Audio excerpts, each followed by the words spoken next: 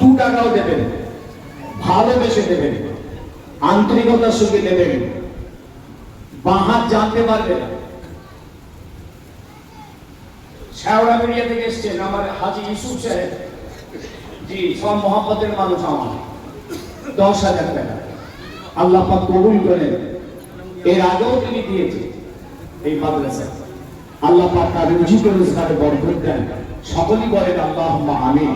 বাবা দোয়া চাইবেন, আল্লাহুম্মা আমিন। নারে তাকবীর, নারে তাকবীর। মাশাআল্লাহ মাশাআল্লাহ। ভাই আমি বলেছি মুসলমানদের টাকায় আল্লাহ দিন চিন্তা, যত মাদ্রাসা চলছে সব দামে চলছে। আমার রাসূলুল্লাহ শিখিয়ে গেছেন, এই চাঁদা আমরা তুলিনি, আমরা আলেম ওলামারা তৈরি করিনি, তা আল্লাহ নবী চাঁদা তুলে মসজিদে নববীতে শিক্ষা দিয়েছেন। মসজিদ তৈরি হবে চাঁদা দাও, যুদ্ধে যাবো চাঁদা দাও।